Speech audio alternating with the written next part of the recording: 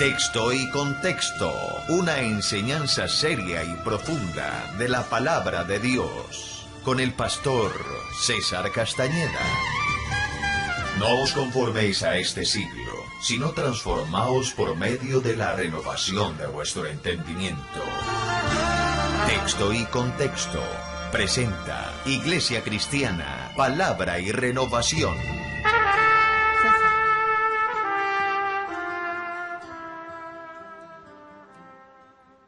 Hoy vamos a hablar de la autoridad del creyente. Para hablar de ella, tendríamos que hablar de nuestra posición y condición en Cristo.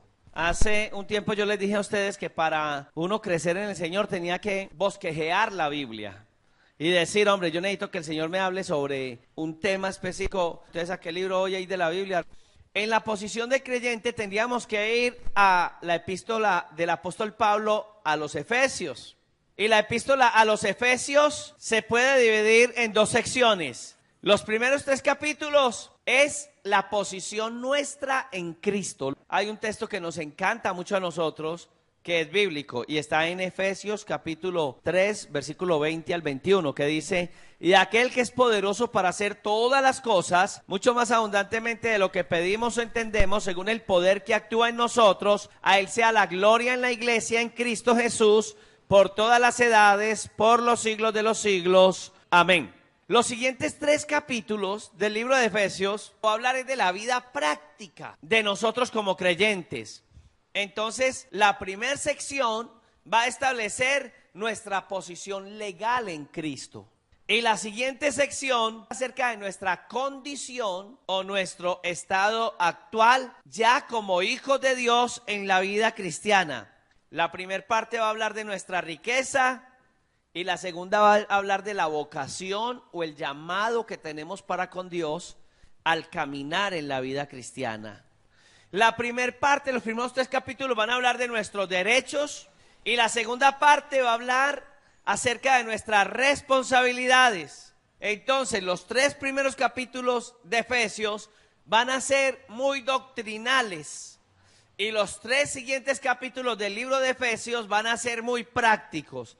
Vamos a dar solamente un paseo, digámoslo así, por el libro de Efesios. Cuando entramos entonces en esa posición, tenemos que hablar de un orden divino. ¿Y cuál es el orden divino? Cuando hablamos de orden divino, es el orden de Dios. Lo primero que tenemos que hacer es hablar de nuestra posición. Y lo segundo, entonces, es hablar de nuestro estado. Y yo noto que hay muchos hermanos en la fe, yo no sé si sea usted uno de esos casos, en que intentamos perfeccionar nuestro estado para ganar delante de Dios una posición. Queremos agradar a Dios para llegar al cielo, y ya hemos hablado en otras ocasiones de esto, ¿cierto? Y lo que nosotros vamos a mirar en la Sagrada Escritura es que el método de Dios es diferente al método humano. Hace unos días me decía una hermana de la iglesia: pastor, me gustaría que nosotros la adoración y la alabanza la cambiáramos. Entonces primero entráramos en adoración y después entráramos en alabanza. Y le dije: me parece que es bonita tu estrategia, pero ¿cómo era en el tabernáculo? El pueblo venía gozoso y se presentaba delante de Dios, y las ofrendas que se traían en la parte principal, mis amados hermanos, era el traer ese gozo, el regocijo del pueblo. Y ya cuando el sacrificio era presentado, entonces venía la parte del lugar santo, que era traerle al Señor lo que encontramos en el lugar santo, los panes de la preposición, que significaban nuestros talentos, el servicio ya como tal, el incienso delante de Dios, y ya el sacerdote traía esa ofrenda de sangre el día de expiación al lugar santísimo. ¿Cómo podemos llegar delante de Dios a adorar a palo seco? Lo primero tenemos que hacer es exaltar lo que Dios hace, y después entrar en un tiempo de adoración. Es como si entráramos al culto, escucháramos la palabra y después alabáramos al Señor. Hay un orden, y el tabernáculo nos da como una forma de hacer la alabanza en la iglesia, de llegar a la presencia del Señor. Pues déjeme decirle que de la misma manera el libro de Efesios nos va a hablar de esa posición correcta. Entonces, la posición correcta es que nosotros entendamos el qué y el por qué. Sin yo conocer los principios doctrinales de la posición en Cristo, no voy a tener la posición. Entonces, es conocer la Escritura, mi posición, Y después voy a hablar de mi estado, mi condición delante de Dios. Como yo tengo esto, yo puedo actuar de esta manera.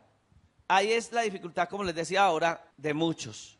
La posición nuestra nos habla de la riqueza que tenemos. Nos habla de los derechos y privilegios. Lastimosamente, mucho creyente está violando los principios de Dios. Por ejemplo, hay muchos creyentes declarando y decretando libertad, sanidad, riquezas y cosas, cuando Dios es un Dios soberano y puede que Dios permita a una persona la enfermedad para tratar con ella. Pero yo declaro, yo ordeno. Estamos violando los principios. Entonces, hay creyentes que estamos sin conocer hasta dónde tenemos la autoridad de Dios. Por eso los primeros mensajes que di, el primer mensaje, hablamos de los 7 niveles de autoridad, los 3 niveles de autoridad que le pertenecen a Dios, que es autoridad soberana, ¿se acuerdan? Bueno, y hablamos, en la segunda charla, hablamos de las 4 niveles de autoridad permitidos a nosotros. Ya vamos en la 5ª charla. La 4ª fue hablar acerca de la autoridad de Cristo y hoy estamos hablando de la autoridad del creyente. El desconocer esa posición, y por eso le invito a que estudie los 3 primeros capítulos de Efesios, porque nos van a llegar a conocer esos privilegios que son adquiridos en nosotros solo por la gracia de Dios. Una persona que no tiene a Cristo en el corazón, por eso no puede participar en la fe, en dirigir un culto, no puede participar en nada, porque es una persona que no tiene de parte de Dios nada. Alguien que no tiene al Señor, el diablo lo coloca, le da 2 vueltas.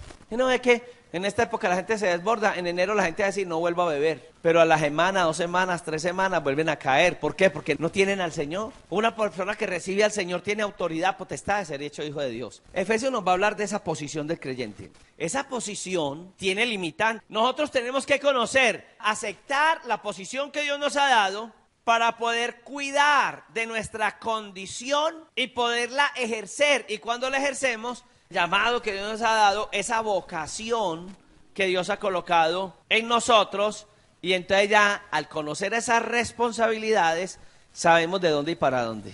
No hay nada más incómodo que una persona entre a una empresa y no sepa cuáles son sus responsabilidades. Una empresa debería saber cuáles son las responsabilidades. Es más, una iglesia debería tener, y yo exhorto a los líderes, ¿cuál es la visión de esta iglesia? Nosotros tenemos una visión discipular. Ya las personas, hay iglesias que no discipulan a nadie, que no tienen un trabajo de formación. Nosotros, por ejemplo, tenemos más de 87 lecciones que le damos a la gente antes de que lleguen al liderazgo. En la iglesia nadie es líder de la noche a la mañana, tiene que pasar 2 o 3 años en la formación, dando testimonio, y si su hogar no funciona, no puede ser líder de la iglesia. En el campo escritural, el Señor tiene una forma de tratar con nosotros y el creyente tiene una posición, el creyente como tal, cualquier creyente de cualquier iglesia. Entonces, esa posición, si usted se va al libro de Efesios, los primeros 3 capítulos te la va a colocar para todo creyente en todo el mundo, porque la doctrina no va a cambiar, porque es la parte de formación, es la parte que el Señor da, y en eso, entonces estoy hablando de lo que nos habla el libro de Efesios, de esa posición, y la posición el creyente la tiene que aceptar. Hay creyentes que no saben ni qué posición tienen y menos van a aceptar qué posición. Entonces lo primero que tiene que hacer es, hay una condición en la que yo me encuentro. Hay creyentes que apenas comienzan en el Señor y la condición de ese creyente no es la misma que el creyente que ya va a guiar a otros, que ya puede ser un liderazgo. Entonces la condición del que acaba de llegar es diferente a la condición del líder. Y la condición del miembro de la iglesia puede ser diferente a la condición del pastor, en un sentido, frente a lo que Dios ha colocado en lo que nosotros hacemos. El que acaba de llegar no tiene condición para muchas cosas. Ayer, por ejemplo, cuando salíamos con los niños, me decían los maestros de escuela dominical, ponémoslos a los niños a orar por la gente, y yo un momentico. Ellos pueden estar con nosotros en la oración, pero tenemos que haber 2 adultos. Uno que esté ahí porque de pronto se ora por la persona y ya. Pero si se alborota una influencia espiritual en esa persona, venga muchachos para acá y ya nosotros nos encargamos del asunto. ¿Sí nota la diferencia?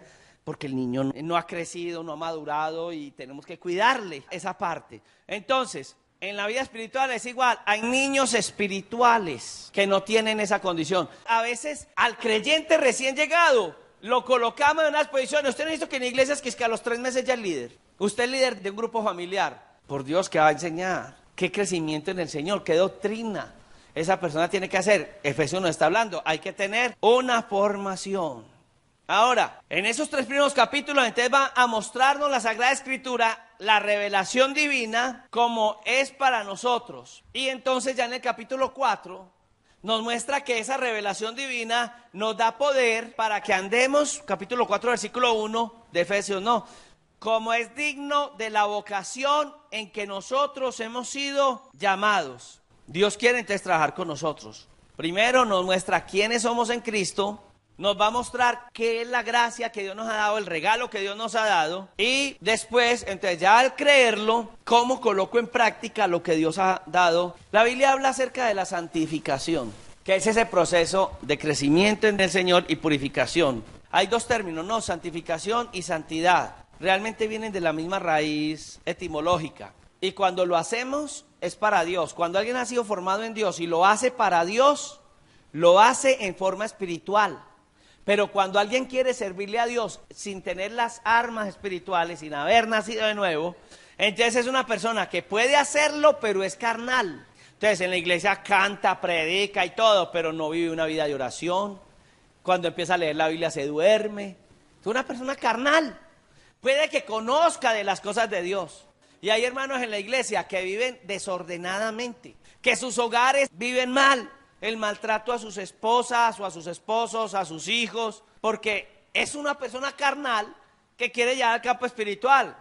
Es como lo decimos jocosamente, a veces llegan a la iglesia y mientras viene el camino hay discusiones, pero cuando llegan, venga, paremos, entremos a la iglesia, recibamos el culto y cuando salgamos volvemos nuevamente a las discusiones, ¿cierto? Eso pasa y uno lo ve en la vida cristiana de muchos, porque no han llegado al nivel, no han llevado a eso. ¿Cuál es la labor nuestra como pastores? Pastorear. Por eso hemos hablado tanto, la necesidad de que los hermanos reciban formación en su vida personal, en su hogar, en sus cosas, para que crezcan. Y ustedes como hermanos que están formando el liderazgo en la iglesia, deben pensar, una iglesia que no tiene, por ejemplo, trabajo con parejas, que no hacen retiros de familia, retiros de parejas. Entonces, ¿a qué horas van a recibir herramientas espirituales para...? Los niños no son también orientados a una experiencia con el Señor. La gente dice, ay, los niños del hermano Julano, de la hermana Julana, son cristianos. ¿Por qué? Eso se hereda como lo heredamos de la tradición. No. ¿Qué tiene que hacer ese niño un día? Compungido a decir, yo quiero recibir a Jesús en mi vida. Lo mismo pasa con los hermanos. Usted no ve que hay hermanos que para venir a la iglesia los tienen que empujar. Vamos para la iglesia. Ay, no, está dando mucho cansancio. Pero estamos hablando de la condición de un líder de la iglesia, no digamos de un pastor, pero de un líder de la iglesia que no ha tenido un encuentro con Dios. Parece un chiste, pero yo creo que hay gente que en la iglesia vienen a la iglesia porque tienen que cumplir una responsabilidad. Si ve que no es el servicio, de pronto alguien lo tiene sirviendo al Señor sin nacer de nuevo. Tendría que primero conocer para que las obras de la carne mueran en él y sea una persona espiritual y pueda ser un instrumento de Dios. Estamos hablando de la autoridad del creyente. Ahora, en Efesios, en el capítulo 1, verso 3, dice, bendito sea el Dios y Padre de nuestro Señor Jesucristo, que nos bendijo con toda bendición espiritual en los lugares celestiales. Hay algo oculto que tal vez no detectamos fácilmente y habla de bendito y bendijo.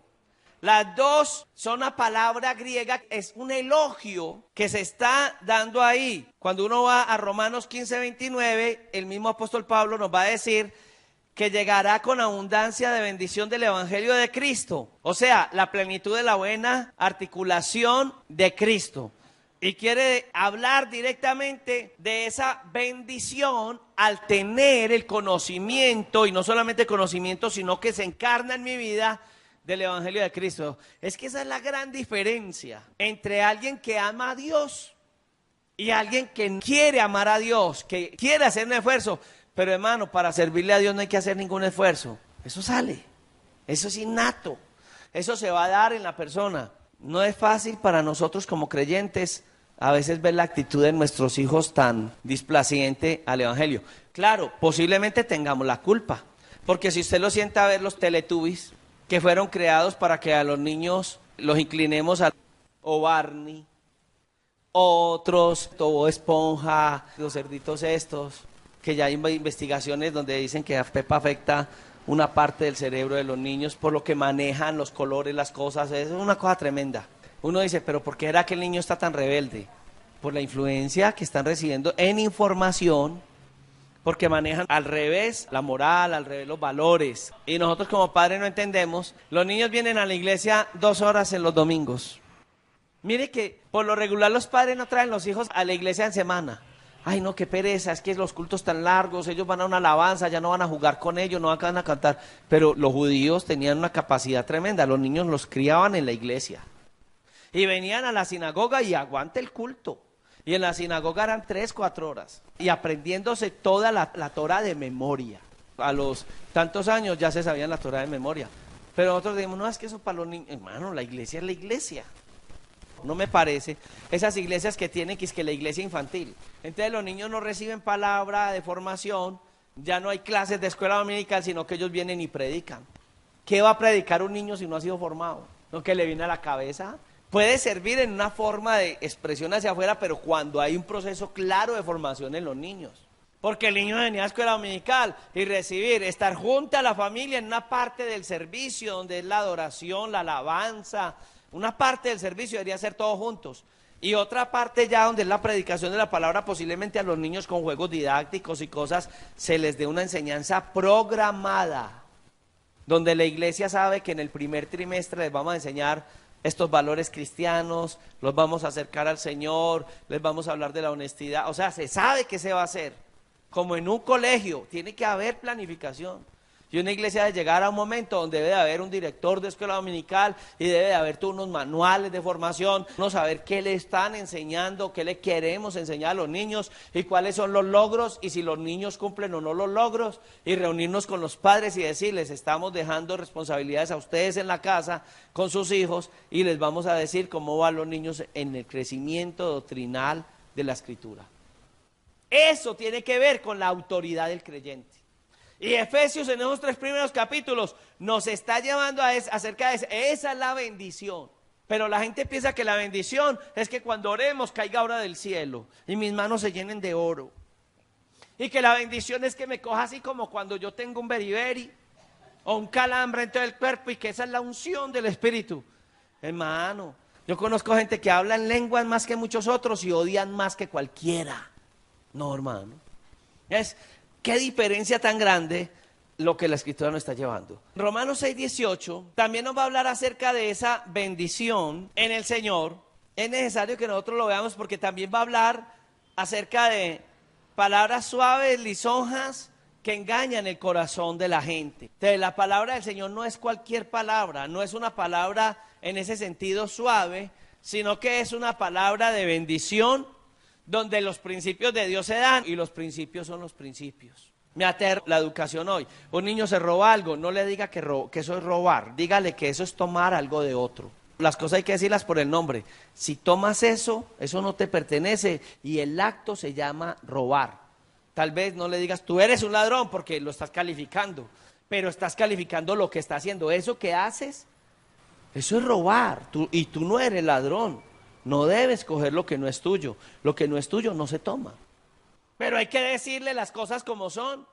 Si la Biblia es así, de fuerte, de directa, usted y yo, ¿por qué no le llamamos a las cosas como son? Porque esas cosas son las que nos forman. Tenemos que entrar en eso. Hoy Dios habla bien de nosotros, pero yo quiero decirle algo. Cuando no estábamos en el Señor, Dios no hablaba bien de nosotros. Porque Dios decía que estábamos condenados, que estábamos alejados de Él. El mismo Cristo dijo, ustedes son hijos del diablo, cuando vivían en el pecado, porque las cosas del diablo hacen. ¿Quiénes son los hijos de Dios? Pues los que han sido transformados en su naturaleza. Y yo le digo, hay gente que viene a la iglesia y no son hijos de Dios. Porque vienen a la iglesia y coquetean las mujeres casadas y ellos son casados. O las solteras siendo ellos casados. Porque vienen a la iglesia y andan como carnales y llevan 20 años en el evangelio o conociendo del Señor porque no están en el evangelio. No han nacido de nuevo. ¿Qué tiene que pasar en nosotros? Tiene que morir la naturaleza adánica, porque esa es parte de la vieja criatura. Ahora somos nuevos en Cristo. La Biblia habla de un segundo Adán, Romanos 5. Y el segundo Adán es Cristo y nosotros morimos al primer Adán y estamos vivos en el segundo Adán. Cuando usted va a Romanos capítulo 6, voy a proseguir, del 6 creo que se va hasta el 11. Y dice, sabiendo esto, que nuestro viejo hombre fue crucificado juntamente con él. Está hablando, esta es la aplicación de los 3 primeros capítulos de Efesios. Para que el cuerpo de pecado sea destruido a fin de que no sirvamos más al pecado. Porque el que ha muerto ha sido justificado del pecado. Y si morimos con Cristo, creemos que también viviremos con él, sabiendo que Cristo, habiendo resucitado de los muertos, ya no muere y la muerte no se enseñorea más de él. Porque en cuanto murió al pecado, murió una vez por todas, mas en cuanto vive, para Dios vive. Así que vosotros considerados muertos al pecado, pero vivos para Dios en Cristo Jesús, Señor nuestro. Qué diferencia tan grande. En Cristo hoy somos declarados nuevas criaturas. Y ahí sí, como dice 2 Corintios 5:17, no, las cosas viejas pasaron. Ojo que ese texto bíblico lo utilizan a veces para recasar gente. Hermano, la Biblia dice que de modo que si alguno está en Cristo, nada. Y momentico, aquí está hablando de la nueva vida en Cristo, no está hablando de litigios del matrimonio, para que no nos dejemos enredar. ¿Qué más ha hecho Dios con nosotros? Nos ha resucitado con Cristo. Y ya estamos sentados con Él, ya, en los lugares celestiales. La naturaleza de Dios está en nosotros. Vean ahora esta Navidad, el tiempo que viene. En la iglesia ya aparecieron los 11 vecinos. No los vemos hace 2 semanas. No porque se fueron a pasear de la familia, porque hay creyentes que salen de su familia y allá se congregan, eso está bien. Pero hay algunos que vean, ya, pastor, ay, si vieran, debía ir, ay, sí, qué pesar. Porque se consagran de enero a noviembre. Es más, en enero, en el primer culto, por lo regular la iglesia, el primer culto del año es así. Y más de uno todavía en Guayabao, reconciliándose con Dios y ahora sí. Qué pesar. Pero eso pasa. Esa gente no está sentada en los lugares celestiales. Esa gente no anda como gente espiritual. Esa gente anda en la carne.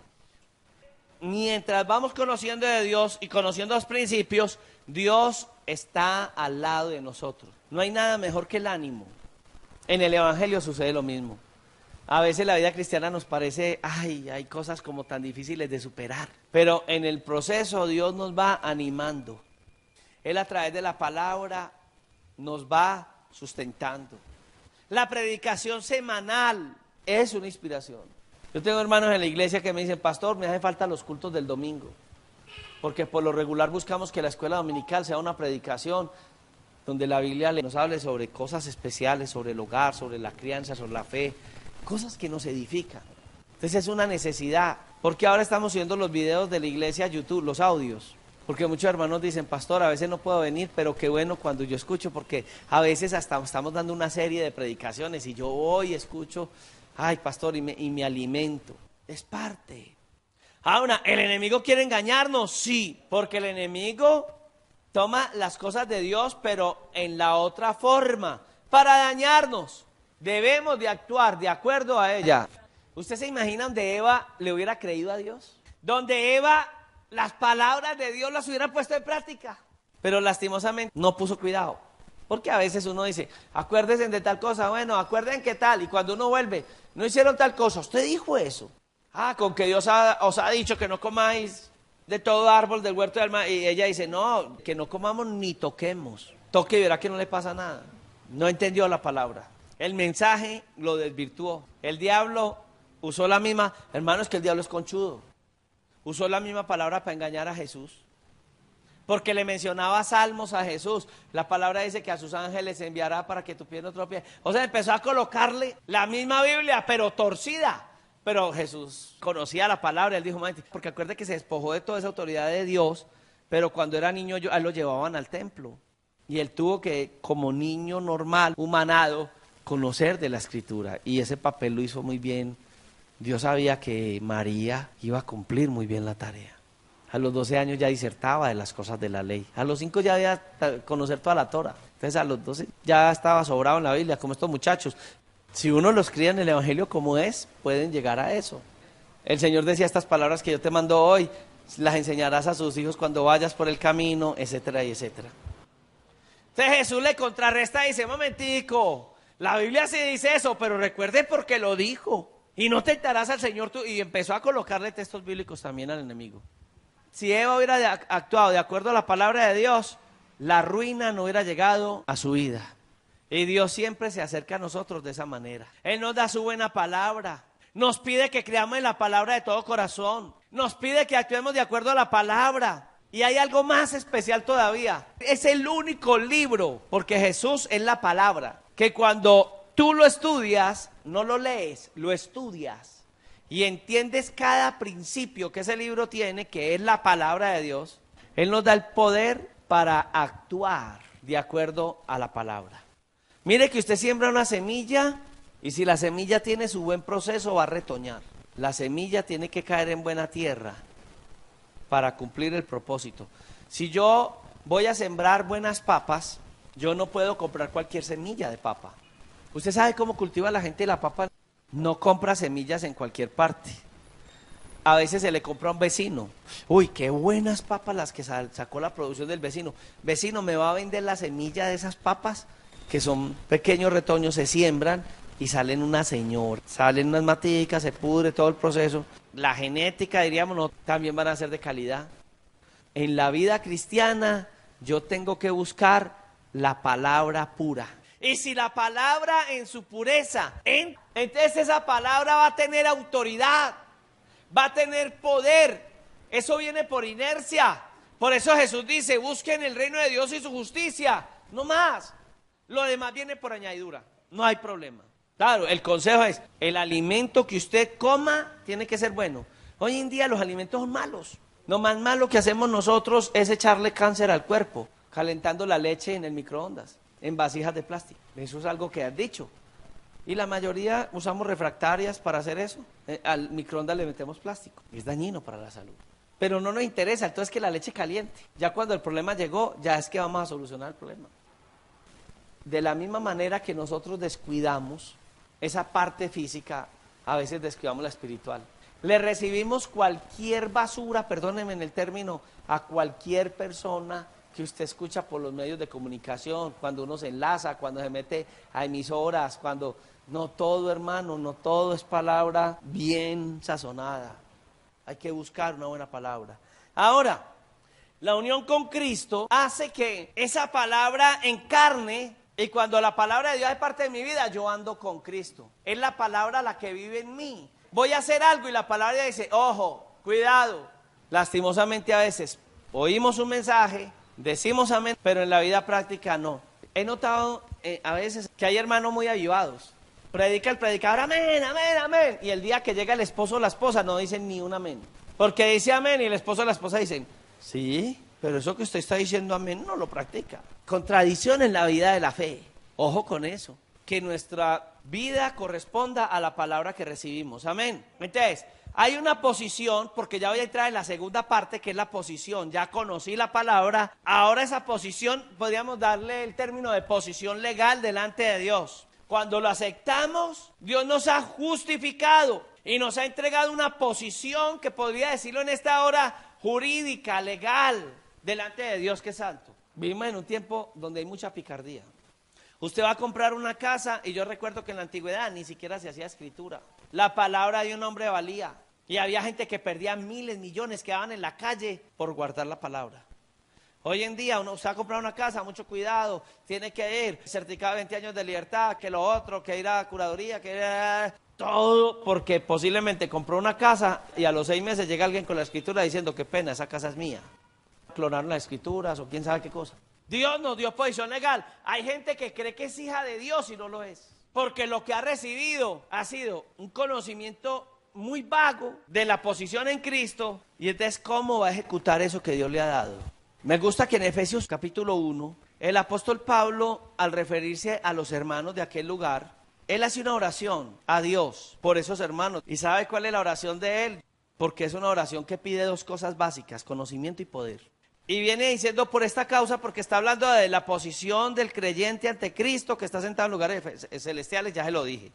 Por esta causa, habiendo oído de vuestra fe en el Señor Jesús y de vuestro amor para con todos los santos, no ceso de dar gracias a Dios por vosotros, haciendo memoria de vosotros en mis oraciones, para que el Dios de nuestro Señor Jesucristo, el Padre de gloria, os dé espíritu de sabiduría y de revelación en el conocimiento de Él. alumbrando los ojos de vuestro entendimiento para que sepáis cuál es la esperanza a que Él os ha llamado y cuál es las riquezas de la gloria de su herencia en los santos y cuál es la supereminencia grandeza de su poder para con nosotros, los que creemos según la operación del poder de su fuerza, la cual operó en Cristo, resucitándole de los muertos y sentándole a la diestra en los lugares celestiales, sobre todo principado y autoridad, poder y señorío, y sobre todo nombre que se nombra no solo en este siglo, sino también en el venidero. Y sometió todas las cosas bajo sus pies, y todo lo dio por cabeza sobre todas las cosas a la iglesia, la cual es su cuerpo, la plenitud de aquel que todo lo llena en todo. ¿Usted no ha notado que hoy oran por los hermanos que es que, ay hermano, yo tengo ganas de descarriarme, venga hermano, vamos a ministrarle liberación? Tráigale hermano a los hermanos a liberación porque vamos a libertarlo, porque hay un espíritu que se le metió al hermano, de aburrimiento, de recaída. Ya ha inventado que es que el ministerio de la liberación.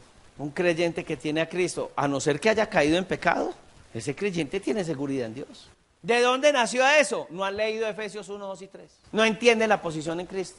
Pablo oraba diciendo, Dios mío, te estoy pidiendo por ellos, para que entiendan cuál es la posición que tienen en Cristo. Hermanos, es que nosotros tenemos un privilegio muy grande. Es la posición del creyente. Hay creyentes que ayer no pude dormir porque toda la noche me revolcó una bruja. Mire cómo me dejó. Cada semana, cada mes que lo revuelca una bruja que... Hermano, por Dios.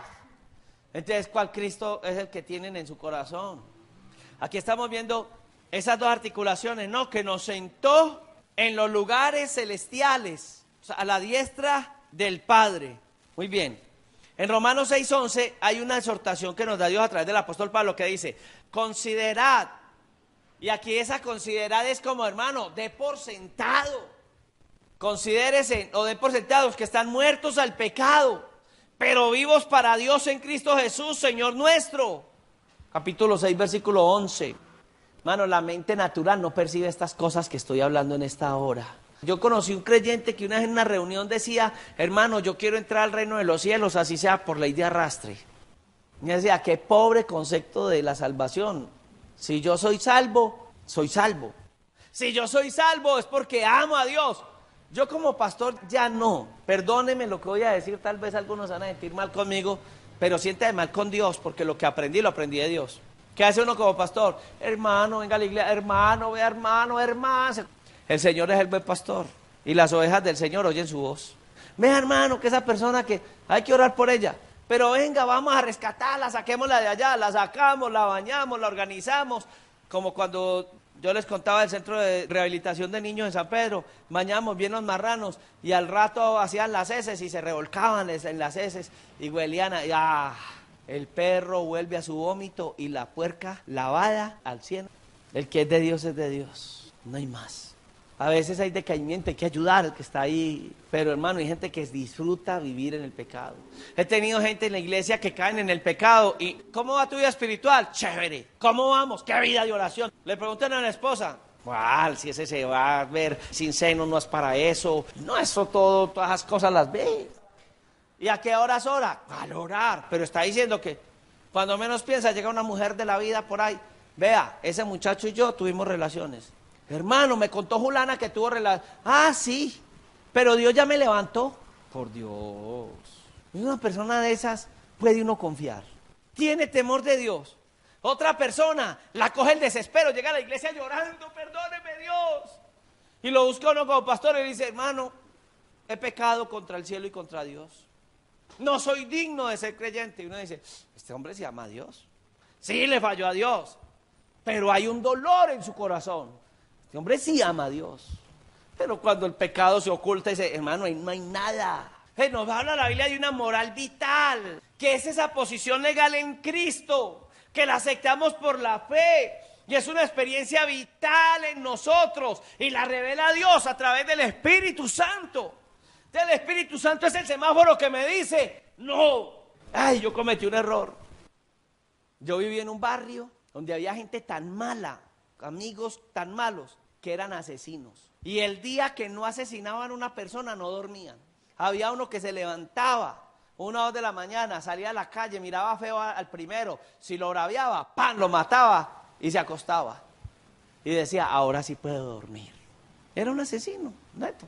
El creyente no duerme si hay un pecadito, una bobadita, 10 pesos. Pero el del mundo no duerme si no asesina. Pues en el caso que estoy colocando, ¿cierto? Hay diferencias de pecado. Pero hay gente que en la iglesia, felices, si usted los ve, los tienen que denunciar.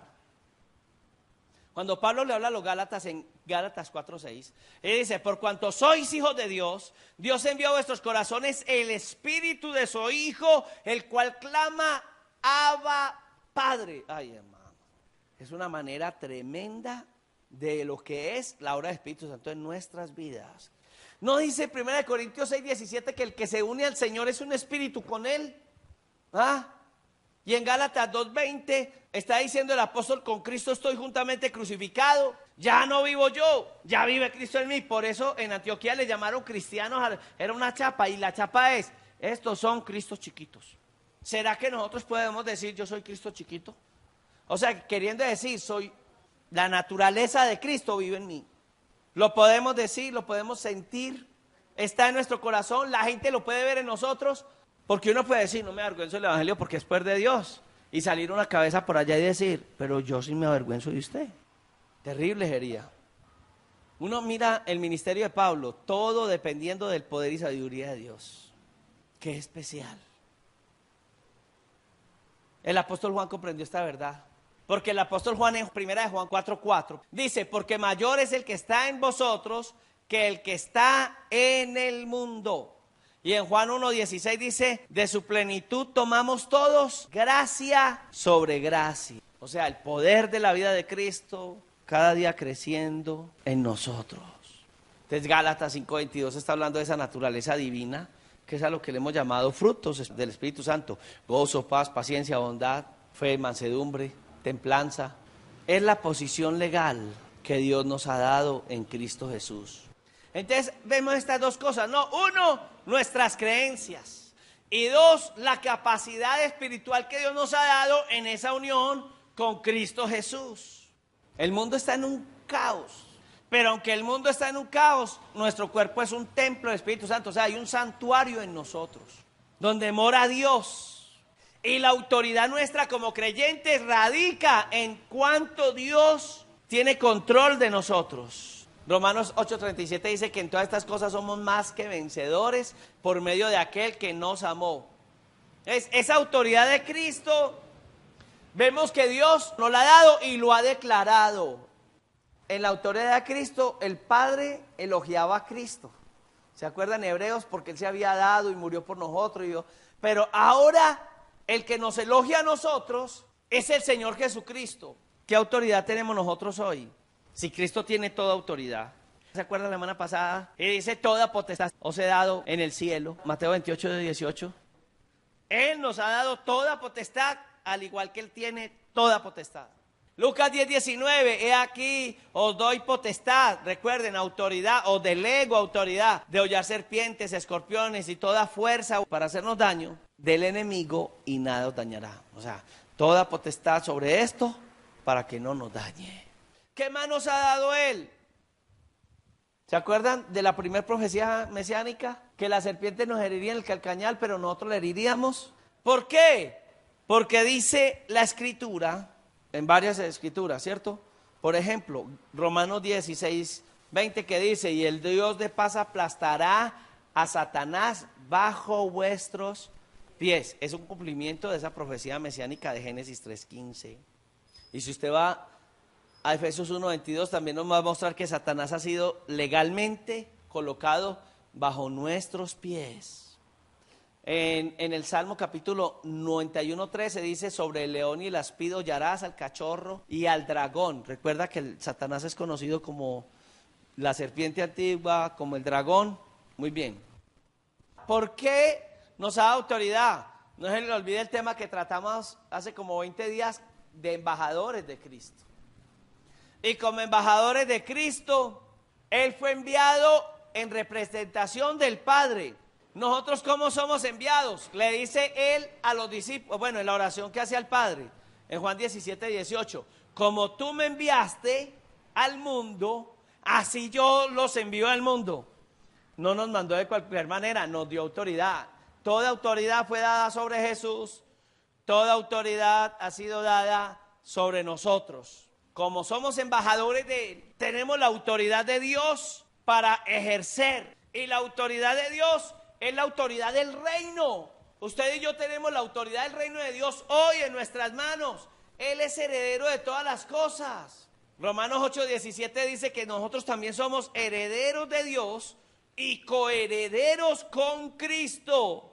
Nosotros compartimos hoy los derechos del trono que Él tiene aquí, ahora mismo, y representamos el reino de Dios.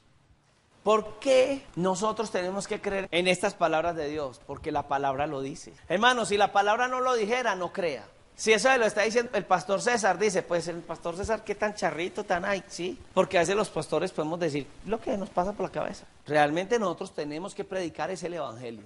Ahora lo hablaba, hay gente que habla cualquier cosa. Nosotros no.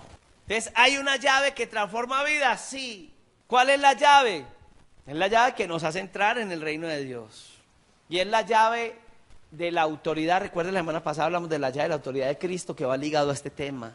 La obediencia, el cumplimiento, el caminar de acuerdo al principio de Dios nos hace tener esa autoridad. No justifiquemos las caídas, no justifiquemos la rebeldía, no justifiquemos nuestro mal comportamiento. Ya nos dieron una llave, retengámosla, aceptemos nuestras faltas, acerquémonos a Dios con un corazón dispuesto y digámosle al Señor cuando hemos fallado: Señor, he fallado. ¿Será que en esta noche podríamos decirle al Señor, de pronto he fallado, he pecado contra el cielo y contra ti, Señor? La Iglesia Cristiana Palabra y Renovación presentó Texto y Contexto con el pastor César Castañeda. Sabaneta, Antioquia. Teléfonos 311-366-2902. Iglesia Cristiana Palabra y Renovación.